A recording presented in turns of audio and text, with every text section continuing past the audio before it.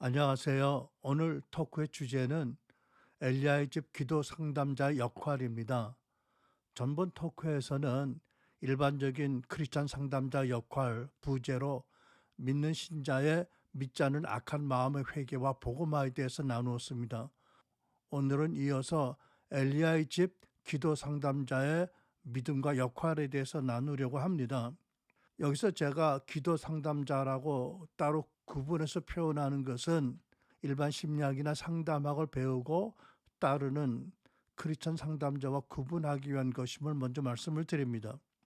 로마서 12장 2절 너희는 이 세대를 본받지 말고 오직 마음을 새롭게 함으로 변화를 받아 하나님이 선하시고 기뻐하시고 온전한 뜻이 무엇인가 분별하도록 하라 말씀이 있습니다.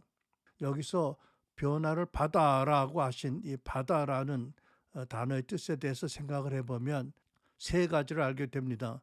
첫째로 하나님께서 주권적으로 믿는 신자의 마음을 새롭게 하시고 그 생각을 변화시키시는 부분이 있습니다. 하나님께서는 이 경우 신자 본인이 의식하지 못할 때에도 신자의 마음의 생각을 새롭게 하십니다. 그럴 때 신자는 자기 생각이 이전과 달라졌음을 보고 자기 마음의 변화가 있었음을 알게 됩니다. 이것은 마태복음 15장 19절 말씀처럼 변화되지 않는 마음에서 나오는 것은 악한 생각인데 언젠가부터 자기의 생각이 달라진 것을 보고 깨닫게 되는 경우가 되겠습니다. 둘째로 그러나 보편적으로 하나님께서는 신자들이 마음의 치유와 변화에 관한 성경 말씀을 알고 치유와 또 변화에 대한 말씀을 순종하면서 기도로 간구하는 것을 기다리십니다. 셋째, 그렇다고 해서 신자가 자기 삶의 중요한 순간에 마음의 생각, 기억, 감정을 분석해서 그것들을 인식의 빛으로 나오게 하라는 뜻은 아닙니다. 그러므로 둘 중에 어느 경우이든지 하나님에 의해서 신자의 마음이 변화가 되면 그의 의식적인 그리고 무의식적인 생각이 새로워지게 되어 있습니다. 그러므로 우리 기도 상담자들은 이 사실을 잘 알고 마치 사람이 바른 지식과 바른 사고에 의해서 구원받는 것을 믿는 것 같이 내담자의 모든 것을 살펴보라고 하지 않습니다. 만약 그렇게 한다면 이것은 영지주의입니다. 기도 상담자는 자기 눈에 보이고 귀에 들리는 대로 판단하지 않도록 훈련을 받습니다. 통찰의 은사로 일어난 사건의 상황 그 너머 그 아래에 있는 것들을 보아야 합니다. 드러난 일로 판단하지 않고 특별히 내담자의 마음의 중심과 의도를 살펴보도록 우리가 노력합니다. 그래서 기도 상담자는 우리 하나님께서 그러시는 것처럼 하나님을 본받아 내담자의 중심을 보도록 은혜를 기도해야 합니다.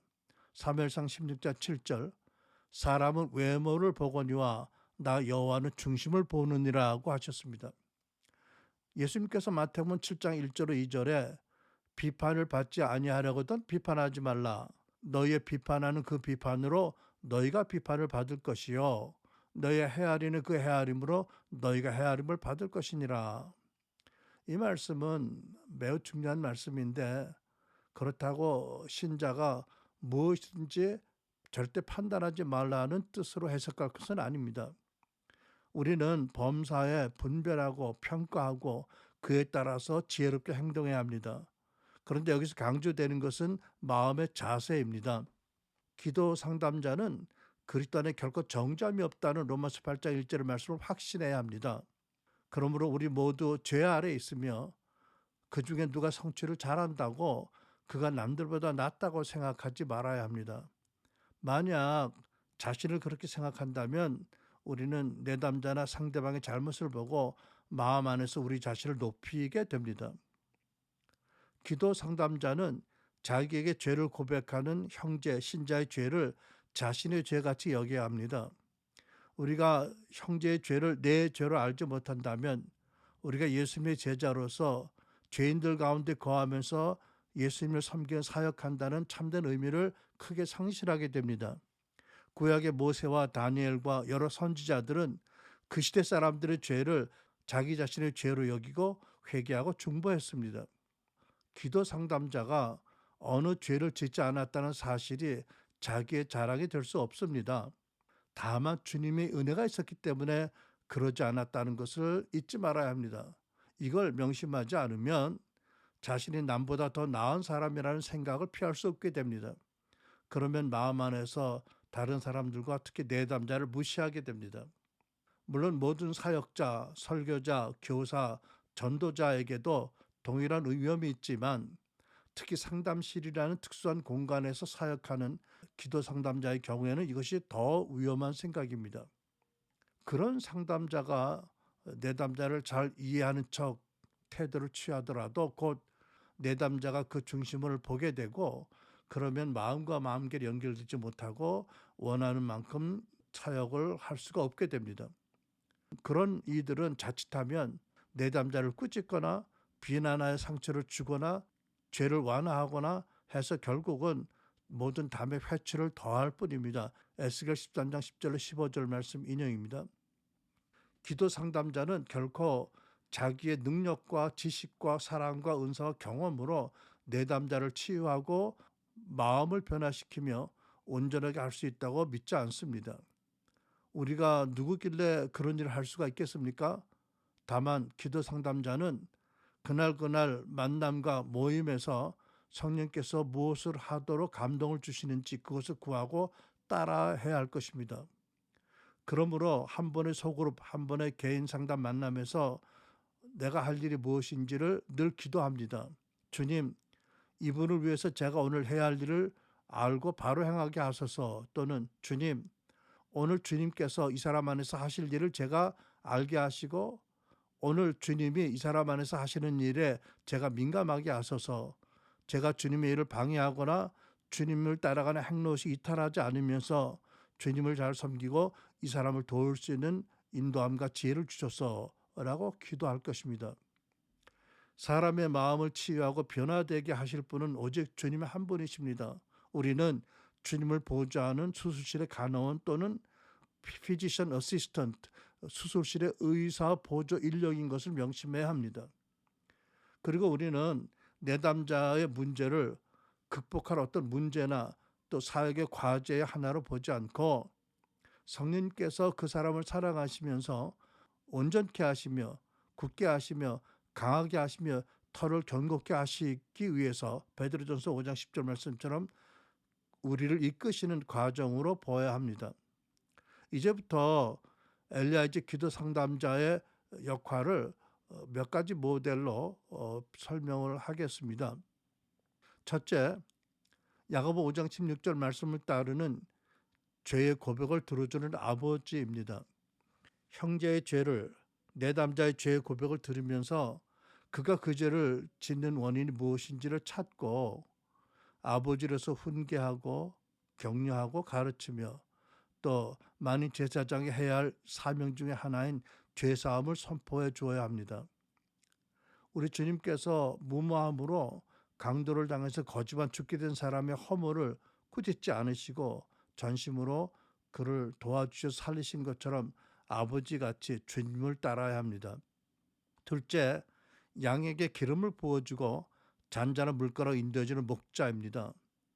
목자들은 저녁마다 양을 주의 깊게 살펴보고 더듬어 보아서 혹 진드기가 붙어 있다면 그 진드기가 떨어져 가도록 그 자리에 기름을 부어줍니다. 우리의 진드기는 삶의 에너지, 마음의 에너지를 고갈시키는 증오나 복수심, 원망 같은 것들입니다. 물론 우리는 성령의 기름 부음을 믿음으로 붓습니다. 양은 물을 빨리 마시지 못합니다. 그래서 양들은 급하게 흐르는 개울이 아니라 잔잔한 물가로 데려가서 물을 천천히 잘 마시게 해줘야 합니다. 만약 급하게 흐르는 키냇가밖에 없다면 웅덩이를 파고 그 가운데 수로를 만들어서 물을 대어 주어서 양이 거기서 물을 마시게 해줍니다. 이렇게 기도 상담 사역자는 경청하는 용납과 조언하는 평안한 웅덩이가 되어야 합니다. 셋째, 산파 또는 집행자입니다. 어떤 사람은 때로 아이를 낳거나 유산하지 않기 위해서 애를 쓰거나 다양한 형태의 출산에 관한 꿈이나 악몽을 꿉니다. 주로 무언가 자기 안에 일어나는 태어나는 내적 고통을 표면의 생각에게 이야기하는 방식입니다. 예를 들어 새로운 생각, 깨달음, 새로운 재능 또는 반대로 어떤 악한 생각이나 육신적인 본능의 부활 등이 이렇게 나타납니다.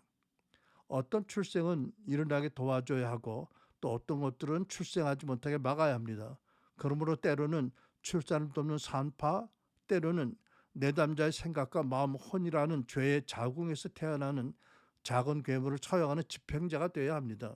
넷째, 내담자의 말을 잘 듣고 그의 삶의 균형과 방향 속도를 조절하도록 돕는 영적 지도자입니다. 때로 이렇게 말할 수 있겠습니다. 아, 그 부분을 너무 심각하게 열심히 너무 다루셨군요.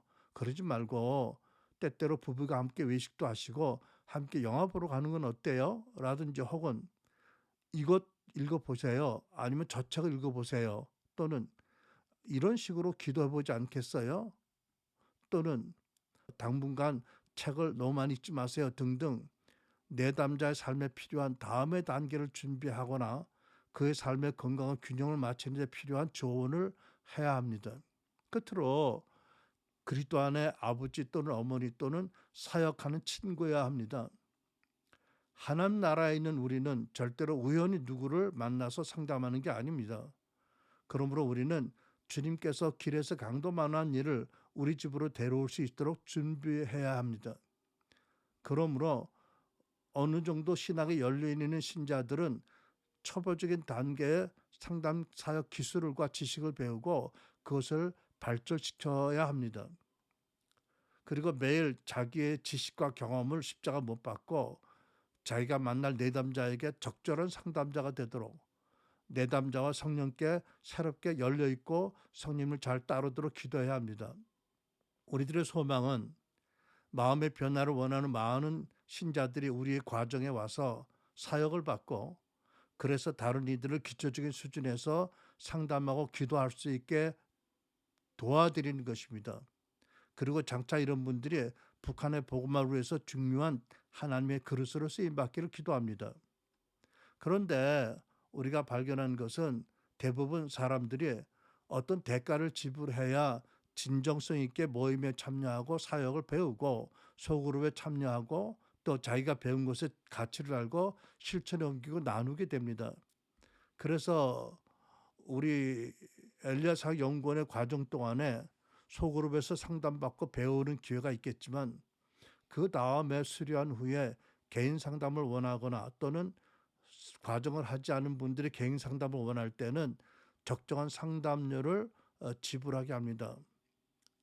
그래서 엘리야사 연구원이 수고하시는 상담 사역자에게 거기서 격려금을 드릴 수 있게 되기 바랍니다.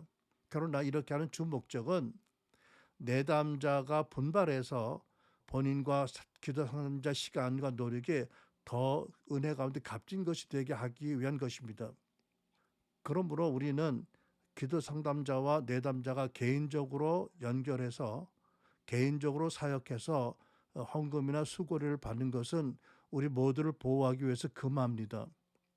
우리나라에서는 국가가 인정하는 면허가 없는 이들은 상담하고 사례비를 받아서 안 됩니다. 그리고 성경적으로 우리가 하나님께서 받은 은혜와 은사를 거저 나누고 섬기는 것이 하나님의 뜻에 합한 것이기 때문입니다.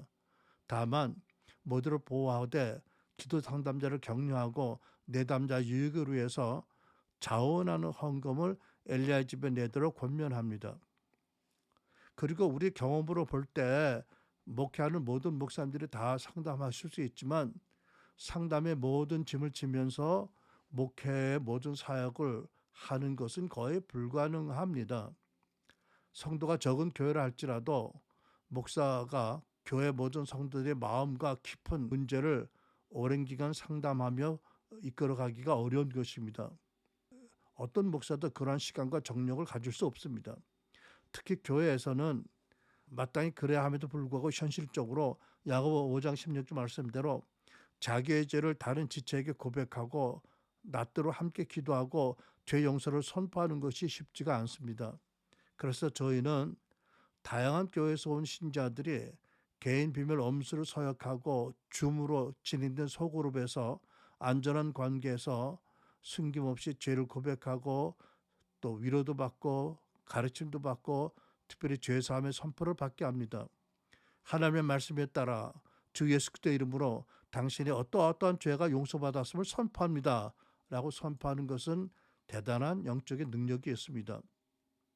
구약을 보면 아간 한 사람이 지은 죄로 온 이스라엘이 오랫동안 진행하지 못하고 묶여 있었습니다. 여호수아 7장입니다. 다윗이 죄를 범했으므로 그 아들이 죽었습니다. 사무엘하 12장 13절 14절. 고린도전서 12장 26절. 만일 한 지체가 고통을 받으면 모든 지체도 함께 고통을 받고 라는 말씀이 있습니다. 그러므로 우리 개교에 속한 신자가 아니라도 한 사람이 죄를 지으면 그리스도인 모두가 고통을 받는다라고도 해석될 수가 있겠습니다.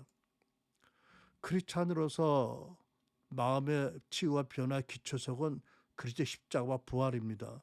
그러므로 서로에게 죄를 고백하고 말씀을 따라 죄 용서를 선포하는 것은 필수적인 것입니다. 이 말은 우리가 하는 기도 상담 사역의 주된 방법이 기도이고 또 주된 통로는 회개와 용서라는 뜻입니다. 그리고 우리는 내담자에게 행해진 어떤 환경과 어떤 사건과 어떤 행위보다 더 내담자의 반응을 중요하게 다룹니다. 더 이상 원망이나 판단한 반응을 그릇된 판단의 반응을 기억하지 못한다 해도 주님 안에서 드러나게 되면 반드시 십자가로 가져가게 합니다. 그렇지 않으면 그로 인한 깊은 죄책감이 다른 여러 가지 죄의 부정적인 결과와 함께 남아있게 되기 때문입니다. 어떠한 그 고질적인 습관적인 반응의 악한 패턴은 물론 회개와 아울러 용서와 아울러 십자가에 처한 죽음과 재탄생으로 변화를 받아야 합니다. 그렇지 않으면 어떤 신자의 인격이나 행동에 영속적 있는 의미 있는 변화가 일어나지 않기 때문입니다. 우리는 이러한 마음의 변화와 성화가 성령님이 하시는 일이고 어제 그분만의 일이라는 사실을 굳게 믿습니다. 성령님은 신비로운 방법으로 아버지의 시간표를 따라 우리 모두를 이끌어 가십니다. 대개 심리학을 배운 상담자는 좋은 결과를 기대하면서 어떤 심리적 상담 기술을 사용할 수 있습니다. 그러나 우리는 그런 상담적인 기술을 의존하지 않도록 가르칩니다. 기도 상담 사역자는 성령님께서 이끄시는 대로 말하고 행동해야 하며 만약 우리가 그렇게 하지 아니하면 성령님의 친히 하시는 일을 방해하게 된다고 믿습니다. 그래서 한 가지 예로 통해 자복이 성경적인 치유의 한 방편이겠지만 우리는 의도적으로 내담자가 통해 자복을 하거나 감정적으로 토로하도록 유도하지 않습니다. 얼마나 심리학 교육을 받았든지 지식이 많든지 간에 이미 말씀드렸듯이 엘리야 하우스에 속한 기도 상담자들은 언제나 성령님을 수종하는 산파, 간호사, 수술실 보조의 역할을 해야 합니다. 기도 상담 사역자는 어떤 일이 일어나도록 시작하는 사람도 아니고 조종하고 마칠 사람도 아닙니다. 그러므로 성령님께서 내담자 안에 무슨 일이 일어나게 하시는지 알기 위해서 마음의 모든 에너지를 성령님께 또 내담자에게 동일시하고 또 그와 감정이입하는 데 기울입니다. 그리고 내담자에게 성령께서 어떻게 역사하시는지 회개나 죄 고백 등 무엇을 감동하시든지 그때 어떻게 반응해야 되는지 어떻게 나눠야 되는지를 알게 합니다. 그러나 기도 상담자는 본인은 물론 내담자가 본 것을 따라 다 행동하지는 않습니다. 보고 들은 것을 말씀과 은사로 분별하고 또 더 나아가서 성령님께 구체적으로 감동 주시는 부분만 열거나 때로는 말하라고 나누는 감동과 그 내용을 나누고 그것만 말해야 합니다. 이것은 우리의 과제가 내담자가 자기의 문제뿌리가 무엇인지 발견하게 도와서 성령님께서 내담자의 마음에 귀한 깨달음을 기록할 수 있도록 돕기 위함입니다. 기도 상담자의 능력은 자기 지식, 열정, 경험이 아니라 십자가와 성령님 그리고 말씀입니다. 결국 우리는 이 세상에서 가장 귀하고 고귀하고 가장 능력 있는 방도를 갖고 있습니다. 우리는 하나님을 경외하면서 모두를 사랑해서 죄인들을 위해서 아들을 주신 하나님을 경외하면서 은사로 거저주신 것을 하나님 영광에서 바르게 사용합니다. 우리 주 예수님이 이 땅에 오셔서 하실 일을 이렇게 구약에 기록했습니다. 이것이 또한 예수님을 통해서 이루어졌고 또한 우리를 통해서도 예수님이 이루게 하시는 일인 것을 믿고 고백합니다. 이사야 61장 1절로 3절. 주께서 나에게 기름을 부으시니 주 하나님의 영이 나에게 임하셨다. 주께서 나를 보내셔서 가난한 사람들에게 기쁜 소식을 전하고 상한 마음을 싸매어주고 포로에게 자유를 선포하고 갇힌 사람에게 석방을 선언하고 주의 은혜의 해와 우리 하나님의 보복의 날을 선언하고 모든 슬퍼하는 사람들을 위로하게 하셨다. 시온에서 슬퍼하는 사람들에게 재 대신에 화관을 씌워주시며 슬픔 대신에 기쁨의 기름을 발라주시며 괴로운 마음 대신에 찬송의 마음에 가득하게 하셨다. 표준 3번입니다. 할렐루야, 감사합니다. 다음 주에는 또 다른 주제로 여러분들을 만나기를 바랍니다. 감사합니다.